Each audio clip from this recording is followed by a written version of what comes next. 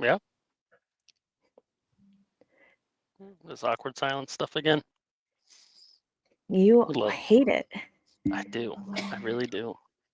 I have to hit a couple buttons, so it's, you got to give time.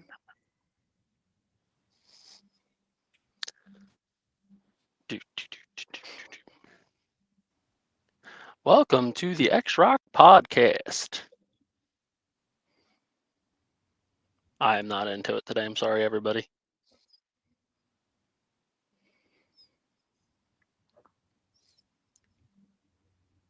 My phone just blew Welcome, up. everybody, to the X-Rock Extreme Podcast. My name is Tiffany Andrews, and we are brought to you this season by our sponsors, JM Rigging, Mother's Off-Road Recovery, Radial Dynamics, 386 Fab, Wheeling for Warriors, and Kincaid Fabrication. Tonight, I have my co-host, Cord Reside. What's happening? Our guest, Jeff McKinlay. Hello, everyone. How you doing? So, Jeff, what is it? Ironman Enterprises, correct? Ironman Racing? Ironman Enterprises is my metal building company. Ironman Racing is the cars. All right. So that ties it in nicely. You've kind of been in this rock crawling world for quite a while. Yeah, it's kind of starting to feel like I'm one of the OGs of the deal. I started out a lot of years ago. Kevin Carroll's the one that introduced me to it, and been going strong ever since. I'm a grandpa now and still love to crawl. Funny thing is, I had guys out here that were 70. One guy was 82 just last week out here crawling with me, and it's a sport for all ages for sure. So how long? I was about to say it's a lot easier on the body than a lot of other motocross or any of the other motorsports. For sure. So how long have you actually been competing? Let's see. So I started out trail wheeling a lot when Kevin and I started doing the red dot cars, and my first competition was actually Supercrawl over in Nevada. Jesse was putting on one of his first Supercrawls over there at the racetrack, and that was the first one I went to. I was in a big old red dot, didn't fit through the cones, and I got to say that was probably 15 years ago, maybe 16. Oh, wow. Now you've competed in like basically everything. Yeah, I actually have. I've done the Supercrawls when Jesse had it, the Supercrawls when Rich had it,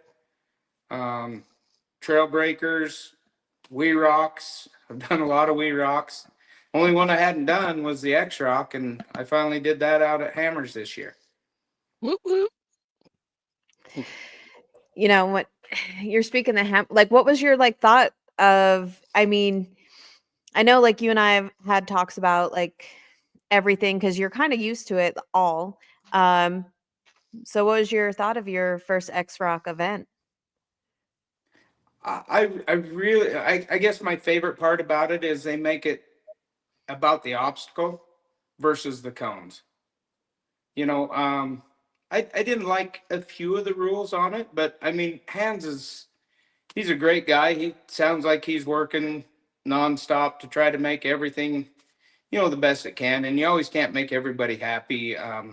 But man, what a fun time. What a good event. And just some great people running it.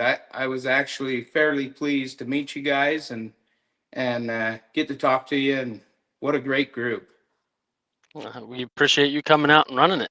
We need more people like you to come out every day and come do this stuff. We can't do it without you.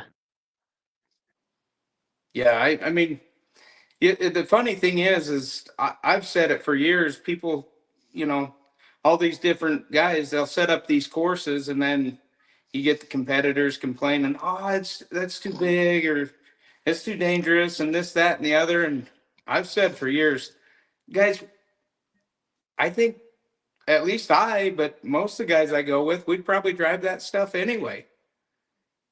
Maybe not that one drop that you had at the X Rocket Hammers, but most of the others I'd probably So try anyway, even if there wasn't any i- bend. is that the one that you got all cattywampus and wedged in, and somehow your car just pulled right out of that? Yeah, that was the one. There's no I reason to drive into a hole like that. Yeah, that was not the way that the way you guys drove into that was not the way that Han saw it being driven. He Yeah, thought it was good. funny. He's gonna thought it was gonna be more of a side, like fall into the crack and then drive out, where you guys drove straight over the top and down and in. The trouble is if we would have went to the side, more to the driver's side and tried to catch that flat rock with the one front tire, I'm afraid you'd have just endoed off of there because that front tire had no traction and the back tire wouldn't have been, the opposite corner wouldn't have been touching. And so the weight in the tires would have just catapulted the car. That's what I was worried about. But I thought Yeah, if I could get off there and catch the one rock that was clear down underneath in the bottom and just land perfectly on it, I had a chance. And luckily, that's when I not what. come off there, just it slid off perfect and I landed on it. And then I was able to use every tool in that car multiple times and figure out a way to get through. One tough car, man. That is one tough car. Yeah, I couldn't thanks. believe the way you got out of that. Yeah, we build them tough so we can run that stuff every day, day in and day out. Yeah, that when you put that car down there and you were wadded on the throttle and everything, and I was like, that ain't coming out of there. That ain't coming out. There's no way. That thing is wadded up in there. About 5 or 6 times going back, that little bit more finally fell over and slid out. And I was like, all right, give it to you. That was wild. Yeah, I had a lot of fun there, and that'll definitely be an obstacle that I'll remember for all the years I have left because that was big. It was, and even talking to all the competitors when we're walking the courses and their stuff, they're saying, "Oh, that's impossible. That's impossible. There's no way. There's no way." But sometimes it's pretty fun to do the impossible, or just, I guess, maybe even be dumb enough to drive into it. 4 years ago, we literally were setting up little compared to what we do today, and everybody would show up and be like, "Oh, that's impossible. You guys are out of your mind." Blah blah blah. No one's gonna drive off that. And then we'll set the same gate the second year, and people will come back, and then everybody will drive that gate that was impossible the year before. So that's Yeah, that's where I love seeing that kind of stuff happen. yeah. I mean, it's the same thing. Say 10 of us go out and we're running a trail. Everybody looks at something saying, "Yeah, I don't know." But until the first guy puts tires on it and tries it, you never know. Yep. And the first guy, he'll usually always have the most trouble getting up it because he's got to find the line. But usually, once you find the line, most cars can get up it. Either that or just knocked a little bit of moss on the East Coast and knocked a little bit of moss or whatever's on the rocks so that way other people can get some traction, and then usually it works out. That's true. Assuming up there out west you have the problem with like the sand, like when the sandstone first gets touched it just looks like little marbles rolling off the rock. You have to like get to the hard part of the rock before it actually starts doing well. Yeah, you're smart. How'd you know that?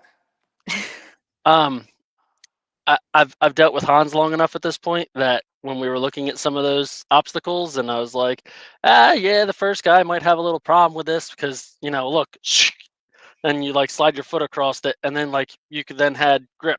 It's like, so once they get the tires spinning once or twice, you should end up finding the traction. Yep, that's true. And it was pretty good traction out there. Just if you have two tires on the rock and you're trying to get up something and the other two tires are on the dirt, that's when it gets hard. But if you can Yep. get three tires on the rocks and just one in the dirt or the sand, you got a lot better chance. Yeah. The sand is the hard part out there because that we don't know how deep it is till the next rock underneath it. Right. So one thing I was telling you earlier, Jeff, it was the only Ironman car I think that we've had in competition is Matt Dickey that Hmm. came out last year, and he came like him and Brett competed this year, but it was pretty cool to, and we've watched Matt beat the hell out of his buggy. And so we know how well like your chassis and everything stand up to everything. But it was also pretty cool to see Tyler Harper out and competing, and then you yourself, like the builder. And it was also pretty cool how with qualifying, all three of you lined up together with where you guys qualified. Yeah, it was fun to have those guys there. Tyler and Matt are just No, I'm good. not only great drivers but good friends and super good guys. You know, it makes me happy to see them in my cars. And Matt Dickey, we call him something because he's so hard on cars, and we call him Wreck-It Ralph. But Kind of he looks is like hard it on too. cars, and and which is fine because it stems back to the days with Kevin Carroll. We built the red dots because he was so hard on stuff, just like that. I mean, he was going to push his car into a hole and step on the throttle till it popped out or broke. That's just the way he was. And Matt Dickey is just like that. You know, and then obviously I like to go do 4 or 5 day wheeling trips, and some of the hardest trail. Well, I search for the hardest Thank you. trails I can find, and you got to build these cars tough. That number one, to get through the trails and make it for 5 days.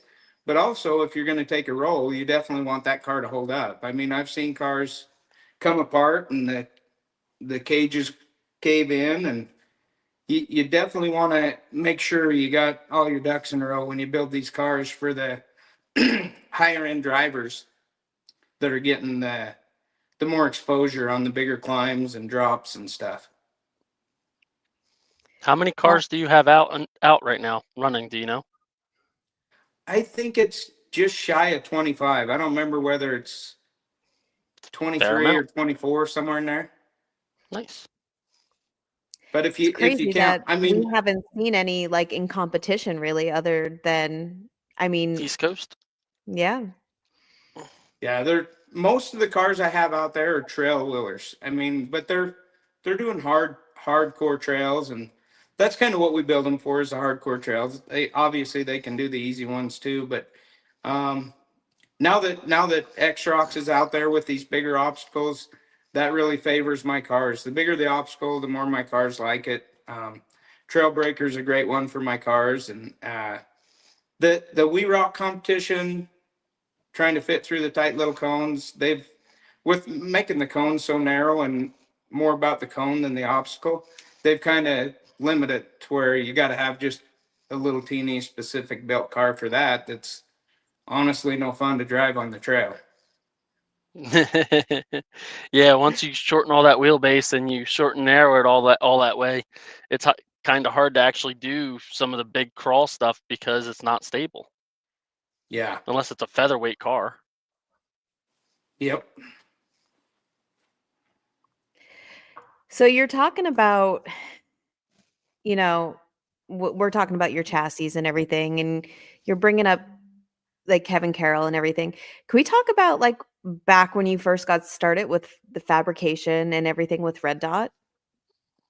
Yeah. So I was I was actually I wasn't a crawler. I had some Jeeps and um, built Jeeps that were just almost buggies and stuff. And then I was motorcycling over in Moab one time, and I ran into Kevin, and he just treated me like he was my best friend just from the get go. I ran into him at a gas station, and Mm. he said, "Oh, you got to come see my shop and see my crawlers." So we went up to his shop there in Moab and jumped in his car, his crawler, and he took me up this waterfall. And I mean, that was heaven to me. It was awesome.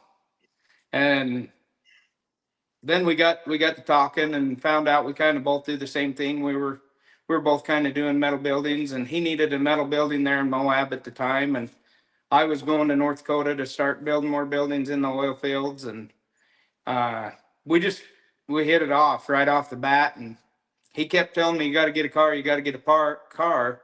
And then he had Craig Ross with Rockworks in the process of building him a car, and I said, "Okay, well, when you get your new car, I'll take this little car you had." And it was just a 103-inch wheelbase, had some like 30 or 44 spline axles, not much, a little 4.3 motor in it. And he had that new car built, and we went out there for quite a while, and it was pretty close between the two cars, and you could tell Kevin had he liked to be the best. He liked to be the first one up. And anyways, I knew I had to do something different to keep up to his, so I stretched that car out to 112, put a LS3 motor in it, and put the big Spider Trax axles on it. And the first time we took it out, I was whooping on Kevin. He did not like that. And so then I left it at his shop for a while, and he took a bunch of stuff off of it, and then he took some off another deal he had, and then he put it all together. And that's kind of where the red dot started, is a morph between a few cars. And Kevin knew what he wanted, knew how to get there, and so he got his next car out there. And once we both had pretty much the same car, man, it got real serious real fast. We were able to do some of the biggest stuff in the country. And yeah, I've been wheeling with a lot of people since. And nowadays you'll be going up the trail, and like if I'm leading the trail, I'll get up the trail up through a hard obstacle or two, and then I'll come back and make sure everybody else gets up. But that wasn't the case with Kevin. And the way I learned to crawl is he was not going to spot me, and he was not going to help me. He was going to go up that trail, and I better keep up to him, or he was going to get to the end of the trail and head out to his truck.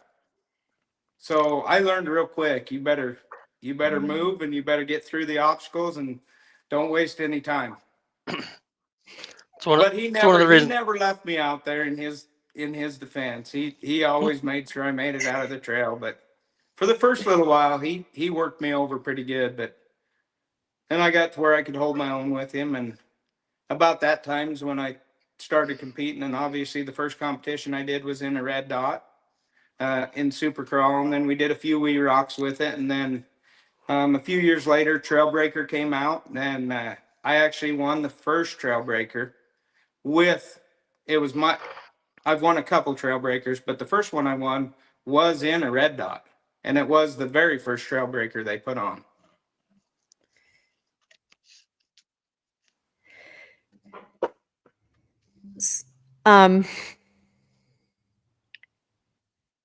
How many Trailbreakers have you won? 2 or 3? 2. Nobody's done 3 yet, right? Or is it just 3 got consecutive? 3 yet. Yep, Jesse has 2, Caleb has 2, Steve Nance has 2, and I have 2.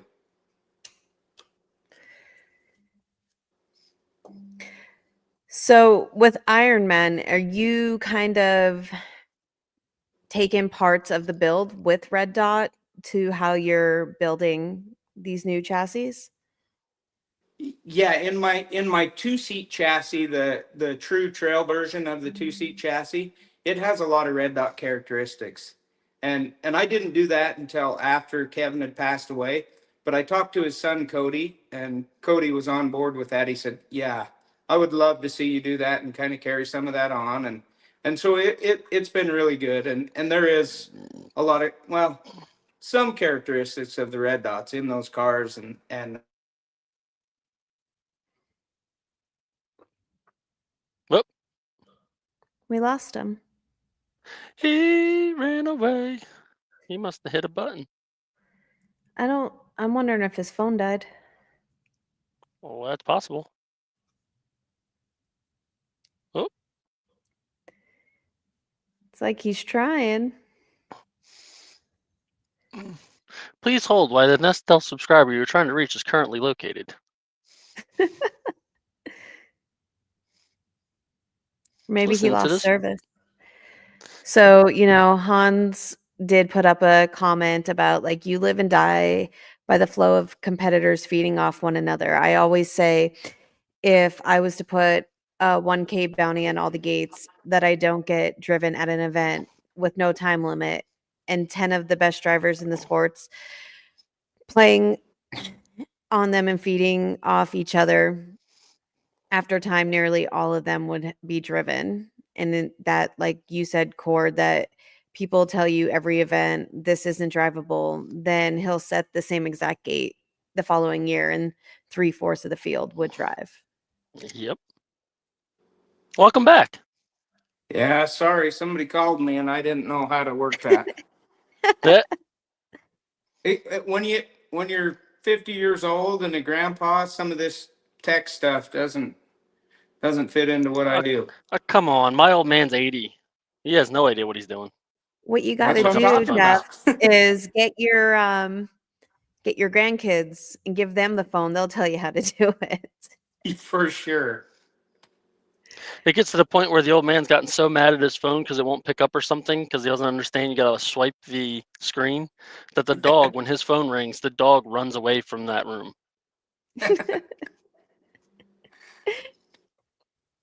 Please. But we were talking about like the characteristics and how everything that you are building with Iron Man chassis now. Yeah, so my 2-seat cars, they are a lot like well, my trail chassis car. It's a lot like a Red Dot in quite a few ways, but obviously a lot lighter portals. And then I've got this new version out that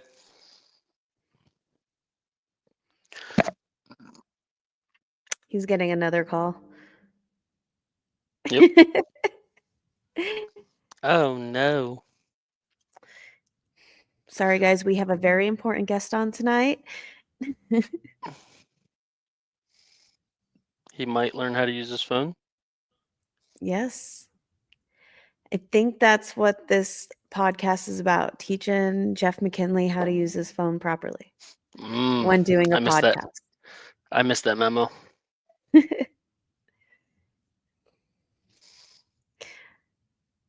He's getting ready to come back on. But no, it was pretty cool. And I believe all the chassis that ran in the X-Rock at KOH of his, they were all single seat, like the single seat version chassis of his. However, Tyler Harper was able to fit, like, squeeze in 2 seats for his. Even though it's a single seat chassis, he got 2 seats in there. You're just playing elbow hockey the whole time with whoever's next to you. Hey, you got to do what you got to do. Yeah, I don't know. I don't mind being close to people, but not that close. I was saying that. Oh wow. I was mentioning how all the 3 chassis that were in our competition, they were all single seat, but Tyler somehow found a 2-seat. yes, Tyler has 2 seats in his, and Matt Jory also has 2 seats in one. So it can be done, and so they want to be able to haul their wives or their kids around or whatever. And so we made it just wide enough at the shoulders that you can get 2 seats in, but it's narrower down low. It's narrower at the B pillar than it is the A pillar, so it still reaches the 48 wide for them to be able to run in the trail or the trail class, say at We Rock or whatever else. So it's kind of, there was a lot of So, thought that went into that design and making it work the way it is. And so those 2 cars are full custom built that way. It's not like they were a single seat chassis you sent to them and they made it fit. so yes and no. So Matt Dickey's car, I built it start to finish, just the way he wants it. That was the second one I built for him, and that one I did myself. But say Tyler's, I built him a roller chassis with the axles and shock mounts and everything else, to where all he had to do is assemble the rest of it. But yeah, that's twice. Tyler's previous car, we did the same thing, and he finished the build.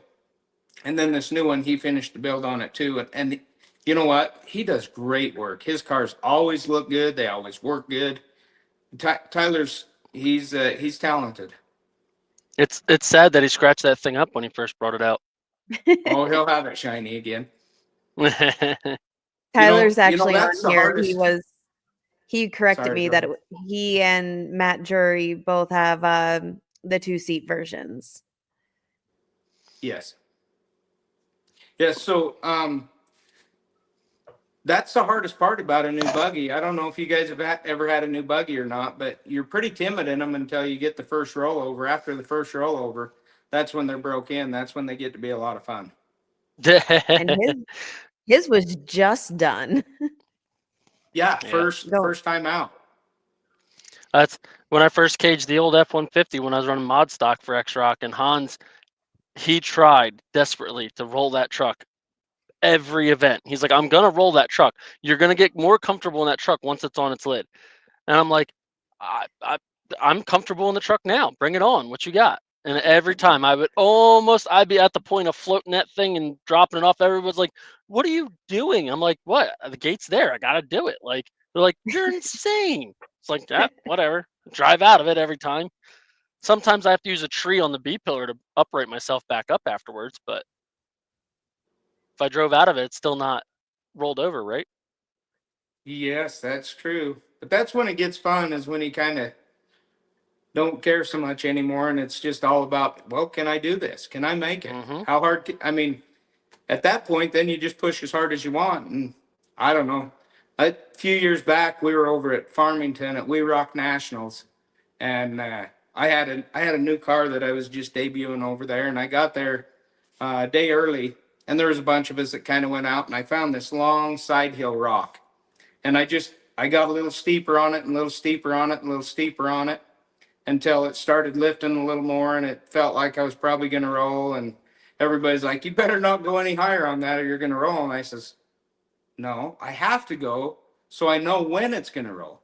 So I went Mm-hmm. back up one more time and got it to the roll point, and definitely rolled it over, and they were all laughing at me. I'm like, well, now it's broke in, and I know where the roll point is. Can you So, duplicate it? so yes, I have rolled them on purpose, and I don't always remember where the roll point is, but I got a pretty good idea. Got to have a good seat, that's for sure. Yeah, and That's then sorry. one of these days. One of these days, I'm gonna end up getting in one of these buggies, and I'm actually gonna do some, be dangerous because now I don't driving the truck. Yeah, I can't see 10 feet in front of me, maybe 15 feet in front of me. So I have to memorize what's coming up so I can get through things. So the day that I can actually see what's about to touch my tire is going to be a very dangerous day. Yeah, that's what it's like driving an Ultra 4 car. You're just trying to remember where that rock was, and then your tire finally gets to it. So, yeah, when we get in the buggies and we have all that visibility, it's huge. Yep. I So how actually many have have you ever heard of Randy Torbich's tractor axle buggy? It sounds familiar, but I'm not super I've familiar. I've got it sitting here hiding in the bushes. One day I'll rebuild it and bring it back out. Nice. how many Ultra 4 races have you competed in? Um, I don't know the exact numbers. I did King of the Hammers 3 years, and then I ran the whole series all 3 years. Actually, I've done King of the Hammers more than that, because I've done it in side by sides, and I ran the rock lap for another guy, and so I've done it. I've done it quite a few times. Um, I think of the Ultra Fours, the Crandon race they do on the short course. That's probably my favorite. What chassis did you drive during King of the Hammers? I had a Jimmy's Dragon chassis. Okay, it's one of the less known ones. Yeah. Well, for a while there, they were really well known, and then they haven't done as many lately. But Lauren Healy won a couple. He two of his wins at King of the Hammers were in the um, Jimmy's chassis. Nice. I'm just checking. Matt is on our Instagram live, and he's saying about like that's how why you rolled them over on the first trip out to break that in. Yeah. I'm always I'm not worried about rolling most of the time. I'm worried about the engine, like especially in my truck, for instance. I just feel like that thing rolling upside down is probably going to be the demise of that engine, and I'm afraid of that. It's not really the rolling over the truck part that bothers me. It's the can I get it back on its wheels and drive it home afterwards? Yeah. So you know what? As a car builder, I put a lot of thought and effort into that, and how to make sure we're fine if we do roll them over.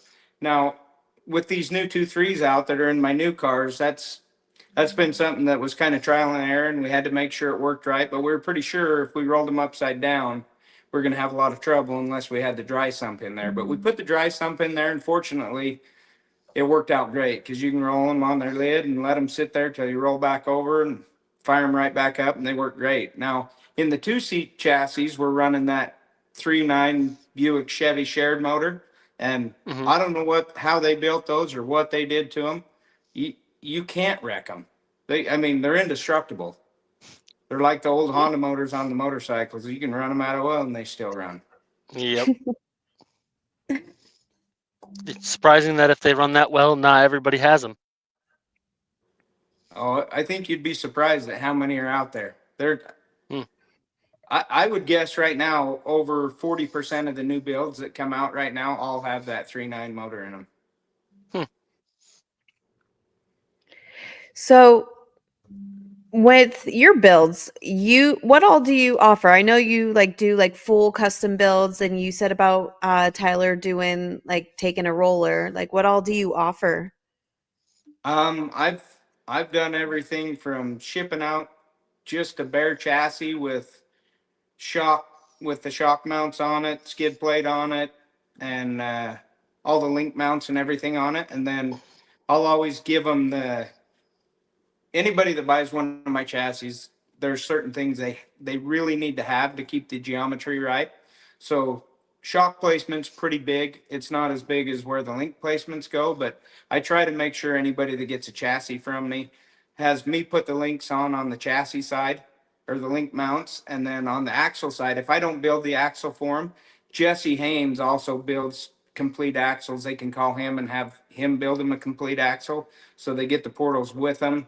Um, but even if they're doing their own, then I make sure they get the right measurements. Like Steve Nance is in the process of building one of my new chassis, and for a guy like that, he knows what he's doing. Everything else, I just give him the mount points and away he goes. But I've shipped out a lot of just chassis over the last couple of years, and there's getting to be more and more of that. I think it when you come to me and you have a full build done.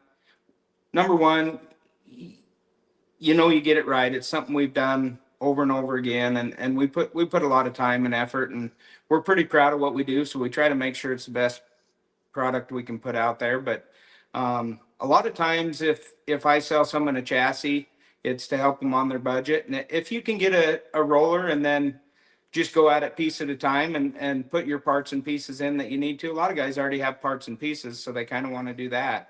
That helps them save money and helps them get into the sport. And I've always had the philosophy that the more people we can get in cars, the more crawlers we get, just the better it is for the sport. Absolutely. So besides the chassis, you have something else that you're working on. Well, yeah, I've been working on it for over a year now. I'm trying to make some. Well, I have made them now. I've had them on my car twice now. Just crawler specific shocks. Because, I mean, on my 2-seat cars, we've run the ORI shocks, and they're great. They have the up and the down pressure, and they work really, really good in the 2-seat car.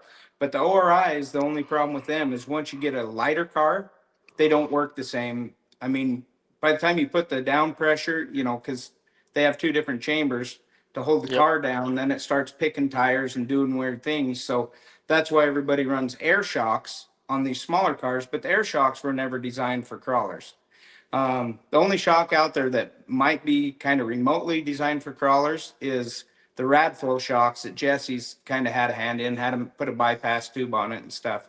But I've teamed up with another outside company, and they're helping me get everything all dialed in, and it's going to end up with a lot of adjustabilities specific to crawling. Hmm. We'll also have the live valve in it by the time it's all said and done, to where you have 3 stages that you can just switch it electronically. So if you want to go to the trail, you set it up on soft and you just bust out through the whoops. And I don't know if probably most people on here have drove a crawler before, but you drive just a good crawling car out through the whoops very fast, and it's just gonna beat the hell out Beat of you. the crap out of you. Yeah. So I So, feel like having was that sorry, a hint? Who's helping you build these? Live Valve. um, it could be if you know enough about it. Gotcha. But Touche. yeah, I've had them on my car twice. I think this next time, once we get them on, I think we'll have everything dialed in, and I just need to do a bunch more testing on them, and then we'll send them back for the live valve. Awesome. That's pretty cool. It's going to be a nifty little thing. And you're going to sell them independent, or you have to buy one of your cars to get them? No, I feel like just like a lot of these other great builders that are, you know, building radiators or building intakes or whatever else that are willing to sell it to all the other builders. I think that's what helps the sport grow because you know, if we all have to reinvent the wheel on every car, Yep. the growth slows down. So absolutely, anybody that wants those shocks, once I get them out, they're Super all cool. welcome to them. Now, were those shocks, just out of curiosity, in the side-by-side market? Because the side-by-side's a lot lighter than a, you know, trail car most of the time, I would think, like a two-seater side-by-side. If someone was trying to make some kind of crawler out of a side-by-side, would those shocks work for that as well, you think? Oh yeah, they would actually work great for that. They're not going to be they're not going to be designed to go fast like a razor does. You know, that Yeah. 90-mile-an-hour speed mark is they're not set up for that. But if you're say it's in a bouncer application, you know, the razor Yep. size cars they built for those bouncers to That's what hammer I up was that thinking. one of those hills, yeah, they would be great for that. Awesome. That's what I was thinking about, because there's a lot of people that are making the side-by-side bouncers because of the price difference in building. Yeah, the thing that would make so in my mind, if I was building a bouncer razor or whatever, the thing that I don't like when I'm crawling or getting so unstable is the spring loads. The spring loads you have on a coilover, that's Hmm. that's where you get in trouble, and that's what unloads you really bad.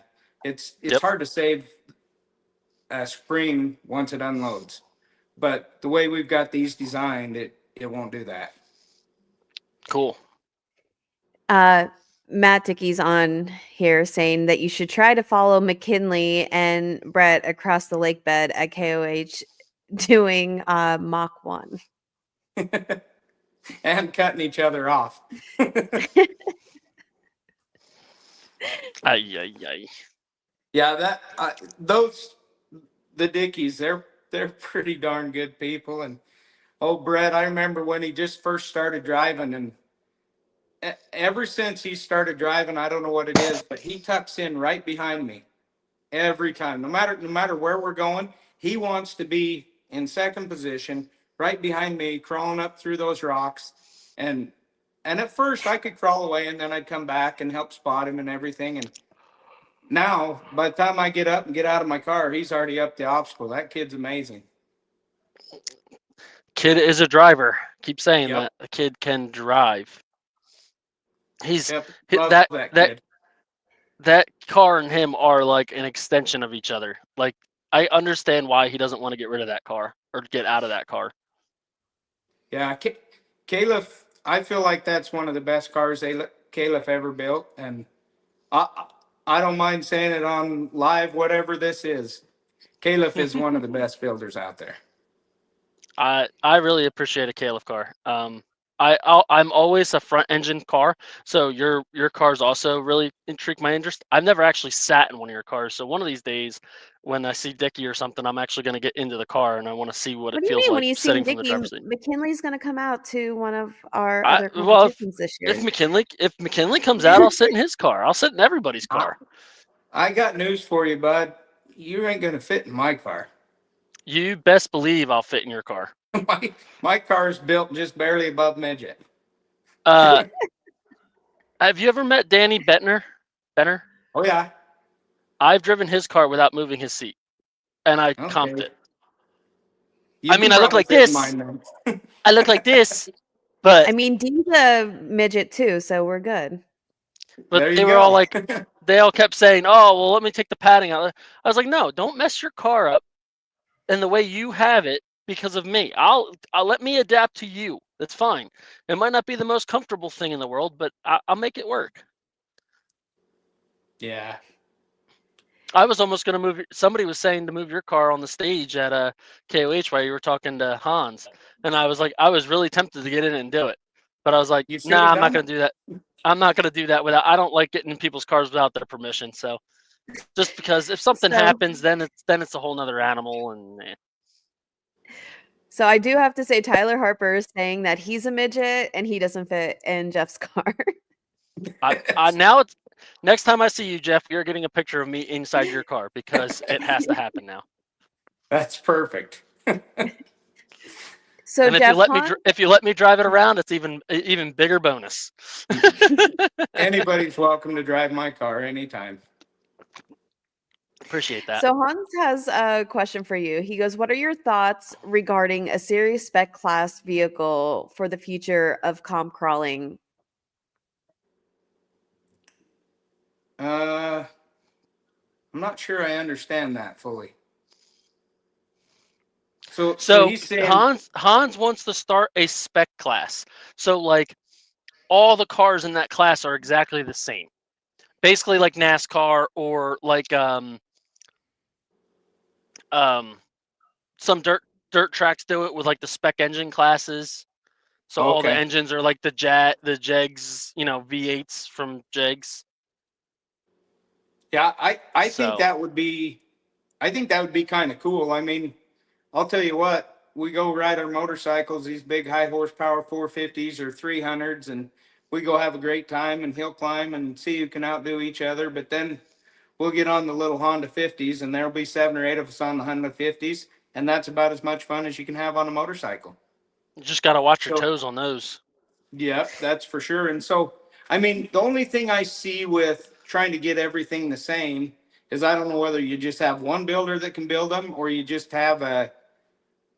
I think it would be So awesome, honestly. when I said it to Hans, I said, you really to get the best car out of everybody, you'd have to like get everybody to work together a little bit because obviously like Jesse with the portals, you'd have like you or Caleb's chassis, then you'd have to figure out like Ford or something would come in and give 10 engines so that way they all ran the same engines or whoever Chevy, Ford, whoever, so that way you could call it a spec class from that manufacturer, so that way you can make it continue on.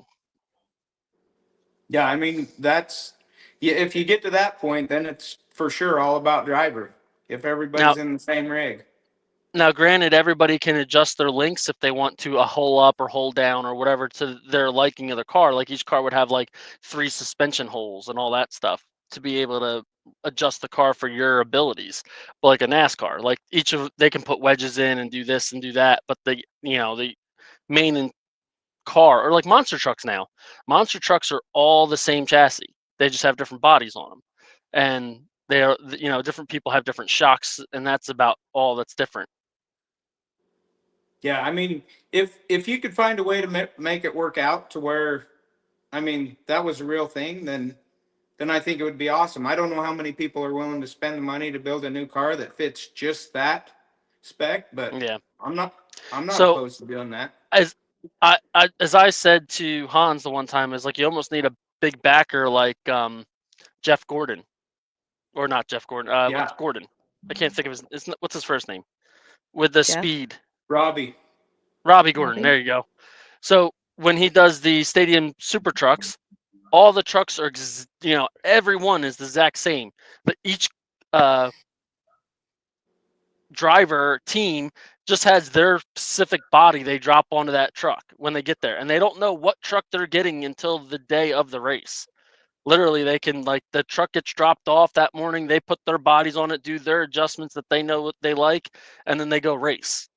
So there's not much time, it's right there, boom boom boom. So you'd have to basically have somebody with a car carrier and haul the cars out, and then those 10 drivers that were doing the spec class would literally just draw a straw, and you get that car, you get that car, you get that car.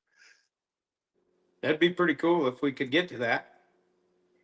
It's somebody's going to have to own all the cars, and none of us So have that Tyler much money. Harper saying G-Spec is doing that with their new cars, mass-produced identical cars. Yes. Yeah, Greg Higgs and Alan Phineas with Sasquatch Motorsports, they are doing that. They're trying to get 10 cars at a time built, but they're not trying to do it for any kind of competition or anything.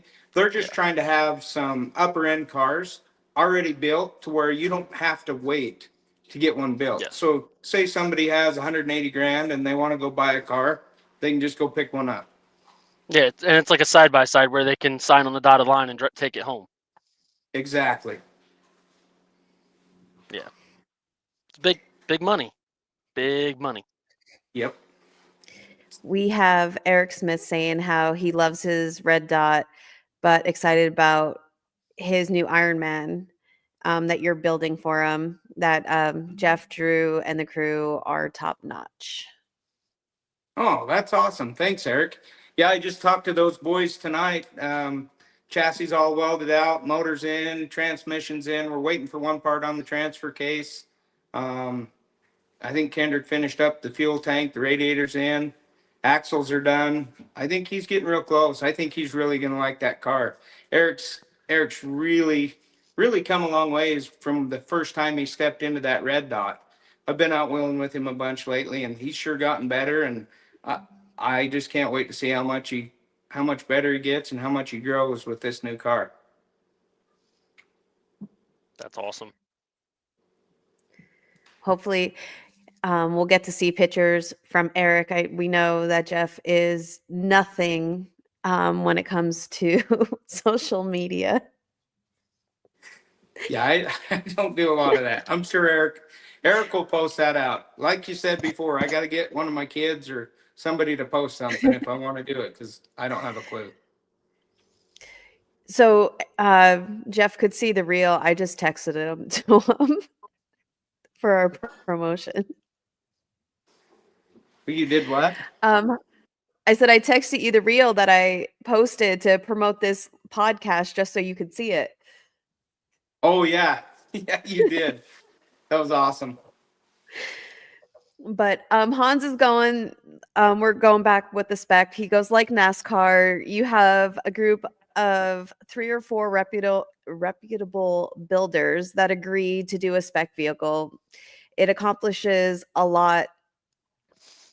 For one, allows easy replacement of parts when cars get torn up. It allows for showcasing the differences between the manufacturers, etc. It allows him to set spec gates to showcase those vehicles and showcase the driving ability. Yeah, Hans, I like the idea. I would be all for it. I would build myself one that would fit in that whatever the specs are, and I'm sure Matt would do the same, and some of these other guys. I bet we could get a handful of them to do it, maybe 10, 12, and you might have a pretty cool class at that point. That would be cool. I felt like we were getting that way 2 years ago because everybody was running Jesse Haynes chassis, and there was only like one other car out wheeling during their events. But there's so many different models of Jesse Haynes chassis at this point. You got 4-link, 3-link, different wheelbases, different widths. Yeah, and Jesse's cars are great. I've had a couple different moon buggies, and I would get the chassis from him and build them out myself, and you know what? They work great. They are by far a specific built for We Rock to fit through those darn cones. Not necessarily the obstacle, but they do great on obstacles too. You can't take anything away. Jesse's one of the smartest guys I know when it comes to rock crawlers, and he puts a lot of time and effort into it and puts out a great product. Yep. So, like you said, like Jesse's a great builder, and like Cord said, that's all we were basically seeing besides like somebody that would custom like build like their own type of chassis or whatever. But now we have like an East Coast one that Nate Gilbert of M&N Off-Road, we had a couple of his buggies competing last year, and then this year we've had, like, just for a KOH, we had 3 of your cars, a couple Jesse's, was it Jake Bowen had his build, we had Sasquatch Yep. out there, um, we King of had the Hammer is Caleb's definitely car out the there because, Patrick Reardon and Brett were driving Caleb. So it was so awesome to see so many different varieties of different builders. And I mean, all you guys just gave it your all. I mean, and then we had Dave in a bomber, but Dude, that was putting it awesome. on. That was the highlight for me. Dave's watch. fun. Dave's one Just of the come. OGs of rock crawling, and believe it or not, that's where his passion lies. Yep. Oh, He we loves the know. rock crawling. He loves the rock crawling world, and I think he would do anything he could to help promote the sport. 110%. I can't give enough credit to Dave Cole and helping us out and doing everything that he did to get us out there. It was super, super cool to be a part of King of the Hammers in that aspect. Yep. Dave's always awesome and super supportive. He came out to our West Virginia event. Didn't get a gate in qualifying. Um, he drove the whole way out from California, took like an 18-hour nap, showed up to the main event, and he looked and he goes, "This is freaking cool." He goes, "You guys are this is happening at King of the Hammers next year." He, without a doubt, he's standing there talking to me, just saying, "This is happening at King of the Hammers." I don't even know if he really talked to Hans at that point, but he said that's what we were doing, and he made sure that we were able to go out there and put on that event. Well, I mean, obviously, rock crawling is what started King of the Hammers. Yep. It started out as some of the top rock crawlers in the world just went out and had a little race between them, and then it grew from there. The OG 13 was actually 12. Yep. Yep. No, but big shout out to Dave because I mean, he's already talking about 2026 and even after the event, super supportive talking to us and we're looking forward to just continuing our relationship and partnership with Dave. Yes. But one thing that you've been saying, Jeff, and I wrote it down, is you keep talking about helping and wanting to see the sport grow and working together and everything like that. What are some of your thoughts on how that we all, like builders, promoters, everything, what are your thoughts on how that we can make this sport grow again? Well, there's a lot of different parts and pieces to that question. Um, for the most part, all of the uh, a good majority of the builders, they're we're all buddies. We all go wheeling together. You know, Caleb, I go wheeling with all the time. He's one of my good buddies. Alan at Sasquatch, I go wheeling with him. Jesse, I love wheeling with Jesse when he can get out and he has a car. I mean, you go through all the builders, James Tracy, we all love to wheel together and have fun together. And I think it's going to take more of an effort to get some of these other builders that are out there to kind of come into the fold and be a part of it and realize that, you know what, none of us are really competing against each other. We're all trying to build the sport and we're all having fun and we all cheer for each other. At least I cheer for them and I think they cheer for me too. So that's the first part of it. But I think the second part is just just getting the event set up to where it's more attractive. Now, Hans with this X Rocks and the Texas Shootout, having the $10,000 payouts, that's a big step. Believe it or not, people really want to come and try for that. See if they can win that. See if they can get that $10,000.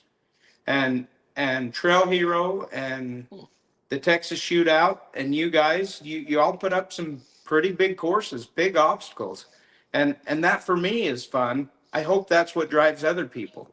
Um, I I was looking at the scorecards from We Rock this last weekend, and and he only had 4 cars in the unlimited and 3 cars in the pro mod and 2 cars in another class. But then all the lower classes, they were clear full, but it's like there's 8 or 9 classes, and they have so many classes that you really don't have a competition. If you only have 3 people in the competition, I mean, what are we doing? You know what I'm saying? So I would love to see, if we're all going to say next year for King of the Hammers at X Rocks, I would love to see Caleb and Jesse and Alan and everybody in a car.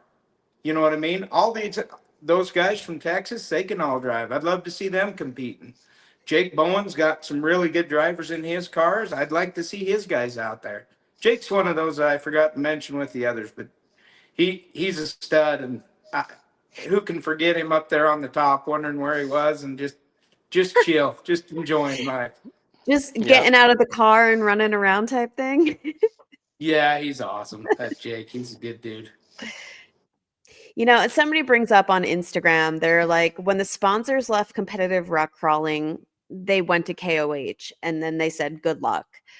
And sadly, that one is kind of true, the sponsorships. And do you have like a thought process for different series, for even drivers, to work together and get these sponsors back on board? Because you see them all out at KOH and Ultra 4 and everything, but when it comes back to rock crawling, it seems like a lot more are leaving.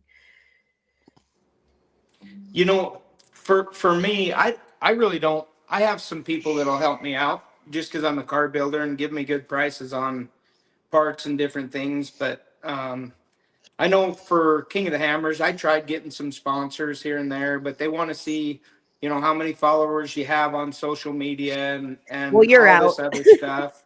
You know what I mean? And I don't do that. But I know even in rock crawling, I know that Tyler and Dave and John Hemble, they've all got sponsors, and I think you just got to work at it. There's sponsors out there, but you got to be willing to roll up your sleeves and go find them and work towards getting it. And they're there. It's just when King of the Hammers did start it took a lot of the crawling sponsors. Like BFG had always sponsored me on tires for years and years, and they helped sponsor me for King of the Hammers and stuff. And then they had a few changes in positions, and then now it's like pulling teeth to get a tire. So it is one of those things that it has got tougher, which when you look at the Texas shootout and the X Rocks paying the $10,000, that's part of what's going to bring people in, because you got a chance to win something. If you're going to win $500 and you got to drive all the way across the country, who's in for that? Yep. We are talking about sponsors, and I do, because I haven't got to mention them for a while. We do have some amazing sponsors, Cord being one of them. He is our multitasker of everything. He does it all for X Rock, everything that we need, plus sponsoring of the series. But then we have Jim Markham of JM Rigging. He's out there helping with recoveries. He was helping me do the live feed. We have Jeremy Ingram of 386 Fab. He is doing big things over there. They're anything that you need from 386 Fab or, builds, they're doing it. Then we have Eric Amato, who was not only like an amazing sponsor, he gave us a Starlink, because at King of the Hammers, once you get a couple hundred people, there's no service.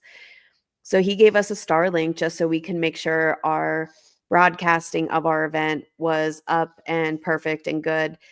And then he was on the rocks too with other people taking pictures. So huge shout out to him.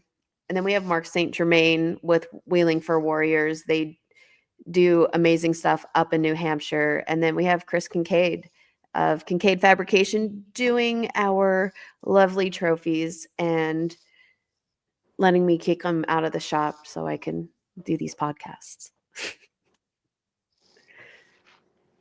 Yeah. I was just thinking that another facet to this is there's the guys like me that's been in it for years and years, and we're just going to do what we do anyway. But it's it just makes me so happy to see these younger kids out there and Yeah. starting at a younger age. I mean, if you watch the Brassanini kids, Coulter Brassanini, he Yes. he's just a little guy, and he drove some of the hardest trails with us at Hammers. He did so awesome.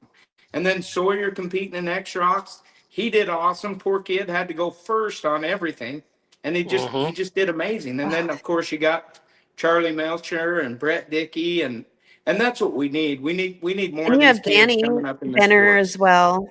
Yep, Danny Benner, yep. yep. We've talked All about the it young numerous bucks. times, and we've had every one of those kids on our podcast. This next generation, they're great kids, like overall great human beings, but their talent right now is next level. And being anywhere from 15, I mean, Coulter's what, 12, I I think believe. he's 12. I think I'm not 100% sure, but man, he's amazing. But I mean, we have him at 12, and most of these other kids started competing around 12 years old, but now they're like 16, 17, 18 years old, and they are really killing the whole rock crawling world, and it's awesome to see. Taking it by storm, if you will. Yeah. But I mean, Sawyer, every single one of those kids have trophied in our events, and Sawyer took third, Brett took a second and a first, little Charlie took he took the series last year. Series He had last a year, yeah. couple first and the series. Um Danny's been competing in X Rock since it started He with was the first spotting. youngin.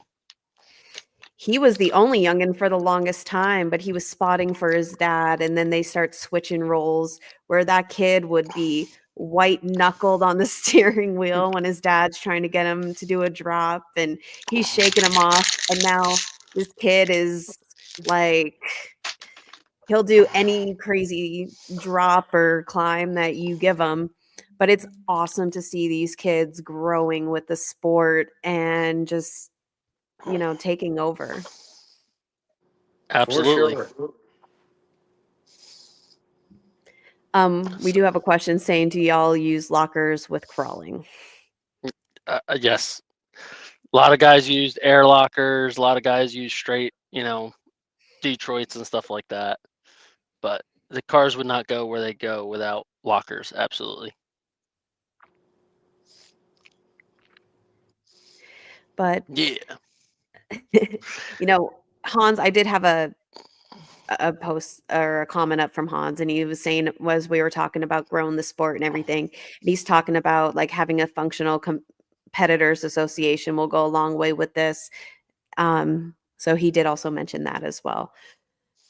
But I don't see any more questions. I keep popping back between all the different things. Do you guys have anything for me? I'll just part with this. I mean, I would I would love to go over to one of the East Coast events, but all you other guys out there that are the top-notch drivers and everything, let's get us all in the same place and have some fun. Let's get a bunch of us out there. Heck Hell yeah. yes. That would be phenomenal because, I mean, especially like all of you guys, like take all the winners that have done our events, Trailbreaker, We Rock, Texas Top Gun. I would love to see all you guys go head to head because we've had Jesse compete. We've had you compete, Caleb compete, all these different guys, but not at once. That's the difference here. You know what? Is I just thinking about it'd be really, really, really cool if each manufacturer like owner brought two of their best drivers in their cars that they've sold. So like Caleb, Brett Dickey, and somebody else. You could bring Matt Dickey, yourself, and another driver. Jesse Haynes Tyler. could take his. Tyler could bring his, and have like three drivers from each crew and make it like a head-to-head team crawl. Dude, that would be awesome. I'd love that. That'd be an interesting way to do it. Like Yeah. have that as like the national level. Yeah, I mean, you could still just have it everybody individual like you have it, but Yeah. also do manufacturer points. Yep. Be cool. It'd should- be a different animal. Should talk to Hans We about should that. get Maybe I'll that throw that talk at Hans. going. Yeah. Sometimes I have good ideas. You have amazing ideas, Cord. We love them. Sometimes not. But But no, Jeff, thank you so much for taking this time. It's been really fun to talk to you, and we're hoping to get you out here on the East Coast. Famous Reading is our home course, so all the comp area is built by outcasts, crawlers, and the Dukes of Skook and everything like that. Over the years, I think Hans started around 2013, between 13 and 15. So it's been a decade in the process. And if you see what we have out here at our home course, it's pretty gnarly. And then we KS got some really Off-Road cool stuff. Park is also, they have some gnarly stuff too. That sounds awesome. I'm looking forward to it, and I'll do what I can to make it out there for sure. And thank you so much Awesome. for having me on and all the questions. It was awesome. Thank you for Cord, coming on. thank you for coming on and sticking through your illness. I know you powered through Yeah. this as well. I'm not as excited as I have been. Sorry. Tyler's on here saying that he's hoping to make it to an East Coast event now, and once that he'll have more seat time. He wouldn't Yes. be, and that he would not be the driver he is without Jeff. Oh, You know, thanks, Tyler. You know, I tell everybody you're one of the best drivers I know. I sure appreciate you and your wife and what you do for Ironman. Well, guys, all right. we will catch you guys again. And a big thank you. I want to rattle off our sponsors again: JM Rigging Supply, Mother's Off-Road Recovery Motorsports, Radial Dynamics, 386 Fab, Wheeling for Warriors, and Kincaid Fabrication. Like we said, we do give out $10,000 payouts to our first place winners, and we would not be able to do that without our amazing sponsors. Thank you to everybody. We greatly. Thanks for having me. All right. Good night, guys, and we'll see you next week. See you later.